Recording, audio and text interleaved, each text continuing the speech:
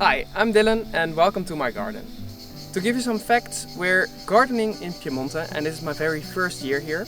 We're at almost 400 meters of altitude, the soil is mainly clay with some limestone and chalk and the climate is moderate continental. This year has been absolutely crazy. We've had lots of sun and it's been very dry so far. But the garden is holding up pretty nicely and I thought today I'll show you around my garden and give you a tour. Oh, and for all my US gardeners, I know you love your hardiness gardening zones, but they're not really applicable here because the climate's so different. But if you were to put it into the gardening zones system, I think it would be around 9. Actually, I just looked it up and it's more like zone 8A.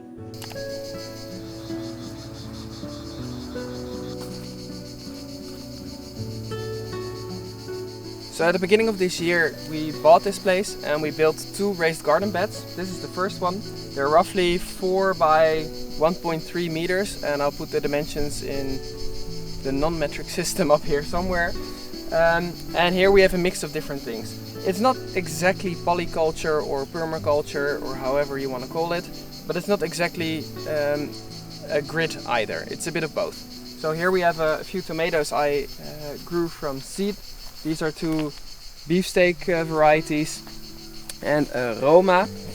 I filled the beds with a layer of cardboard to begin with, some of our own wood chips to give a bit of extra height, and then a mixture of our own clay-like soil, as well as some worm castings and some general potting soil. It's been doing okay, but it's a bit too rich in clay I think, so for next season I'm gonna amend with my own compost and maybe some more worm castings and just get some more organic material in there. But for now it's been doing okay. And these were planted at the end of April. As well as some other things like the carrots we have here and also here a row, and the wildflowers and also the eggplant plants. We have 3 of them. They started all on this side. I transplanted a few of them there. And 2 of them have been doing really well so far and 1 is just getting started. I don't know why, but it's fine.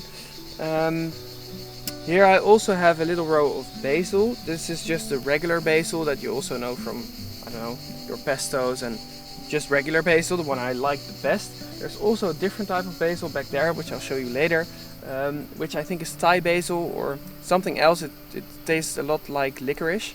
I'm less fond of it.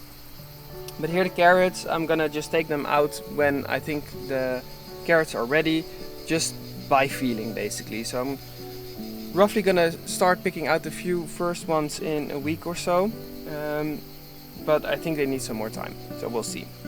I also have 4 pepper plants growing in this bed. They've been doing alright. They took a bit to get started because of the heat, but now they're getting there. First peppers are already on there. And here is my onion bed. I planted about 50 of them. I planted them too late. As well as the peppers, pretty much everything has been planted at the beginning of May because I wasn't here before. And they've been planted too late, so they will never get as big as they could get. But they are starting to ripen, and I think about a week more, maybe 2, when all the leaves are starting to get yellow and all of it has fallen over, and I'm gonna harvest them. So fingers crossed they'll get a bit bigger still, but we'll see. I already started to plant some things in between here, which is broccoli. I'm gonna take out the onions soon anyway, so then they will have their space. And for now they're a bit more shaded than they would otherwise be, so I think it's okay for them to be in here already.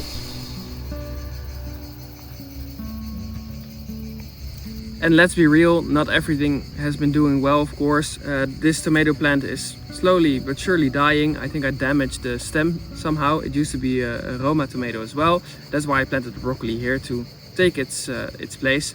And the same for this one. Well, you can see it's very much dying. It used to be just over there, where now also a broccoli plant is growing. So let's stay real, not everything does well. Here is the basil I was telling you about. It's a bit more pointy than the other ones, and some of it I've started to let go to flower because I'm not using it much anyway, and other ones like this I'm going to use in a curry tonight. Here the other peppers. I've planted some beets, or actually I sowed them Before there was lettuce and spinach here, but that has been harvested a long time ago, as well as some radishes on the other side. But now we have 2 beautiful big eggplants and 2 more Roma tomatoes. I've planted them in this sort of grid formation on purpose, with the tomatoes receiving the most sun because this is the south side. The eggplants are quite big but slightly lower than the tomatoes, so they still have enough sun, as well as the peppers, which are slightly lower still. So everyone is in full sun and everyone's enjoying their life, hopefully. With the beets underneath, they enjoy a little bit of the shade that the other plants provide, keeping it a bit cooler for them.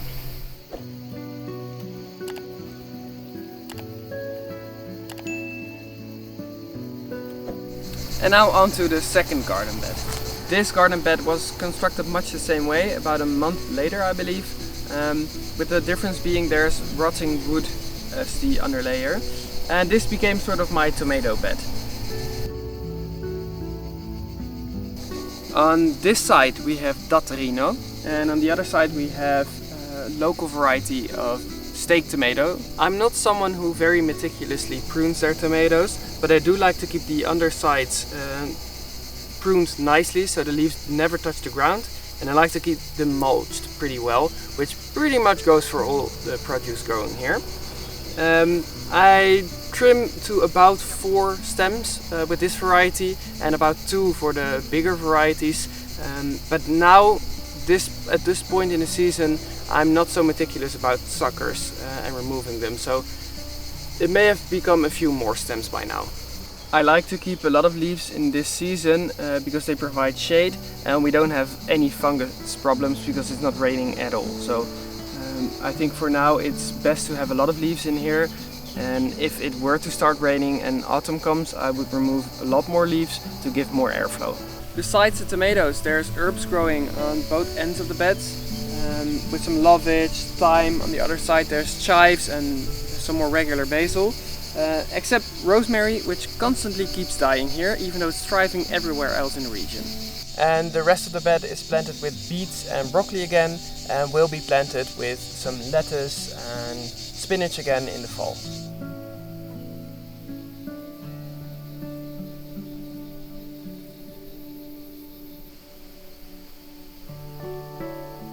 This tomato has actually been growing on its own fully into the peach tree. Which reminds me, we also have some trees on the property, like this peach. There's another one over there, and they have been doing okay, even though they started the season with lots of issues. They're old, they're diseased, and we didn't take care of them at all. But we've been getting some fruit, so that's nice. The first ones are starting to ripen now. Besides these peaches, we also have a very big apple tree, but also some olives that we planted earlier this year, a few different varieties. And they are growing in our big pumpkin patch, which we'll show later.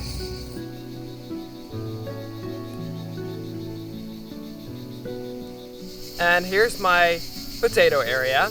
You saw a few rows next to my garden beds, and there's 2 more rows here. It's Desiree, a variety from the Netherlands, that does well with drought, and that's perfect because we've had lots of those.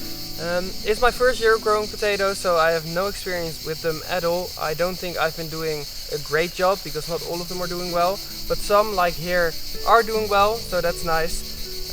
They started to flower and I think they're gonna die down soon, and hopefully there's a lot of treasures for us to dig underneath.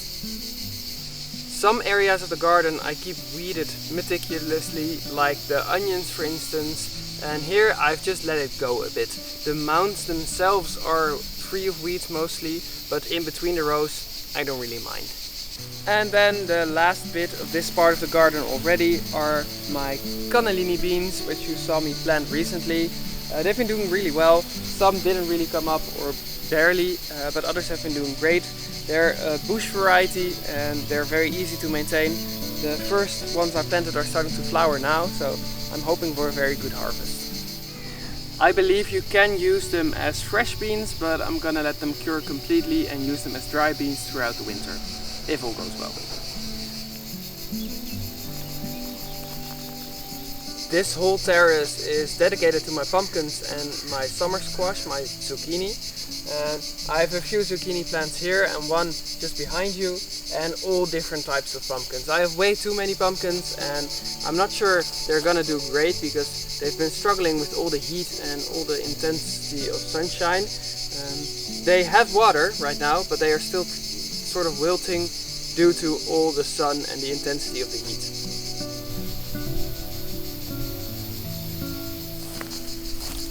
Here is the start of our compost. I've been trying to keep it covered due to all the intensity of sun. It's been doing okay. I've neglected it a bit too much, of course, but I think if we give it enough time it will be fine. It's the right amount of brown versus green elements. I just haven't turned it, haven't watered it as frequently as I probably should, but it's doing okay, it's getting there.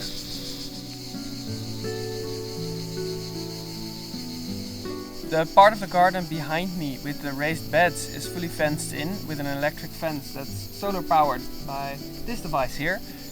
The plan is to also fence in the pumpkin area, but we haven't got to that so far, and the animals haven't really been interested in it so far either. I think because we're not having any pumpkins yet and I keep harvesting the zucchini quite early on, so there's nothing really there for them. But when the time comes, we really need to have this fenced in as well. Because we have all sorts of wildlife here, especially boar are a problem, but deer as well, some different martens, pretty much a bit of everything. And here we discovered something quite special. We didn't know it was here before we cleared all this forest area, but there's a pomegranate growing, and it's growing really great. There's lots of fruit in there and it's still flowering as well, so I think we're gonna have an abundant pomegranate harvest.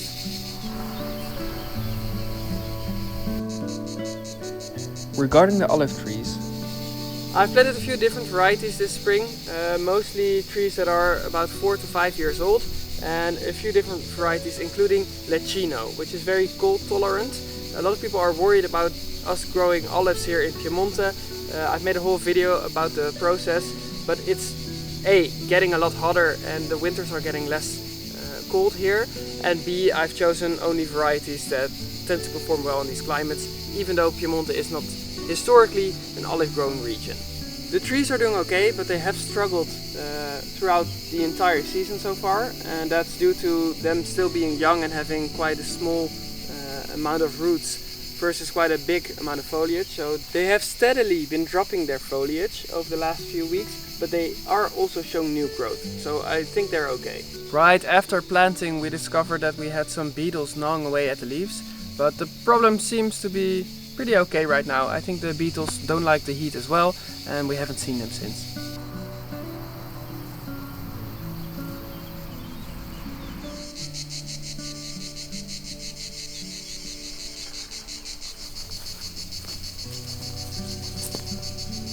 So that pretty much concludes our tour of the garden. I hope you enjoyed watching how everything here grows.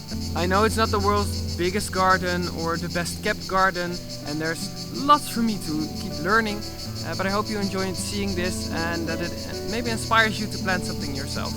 If you want to follow along and see how everything continues growing, don't forget to subscribe. I try to post a new video every 2 weeks, and also weekly we document our renovation journey of the building here. So don't forget to subscribe there too. Link will be in the description.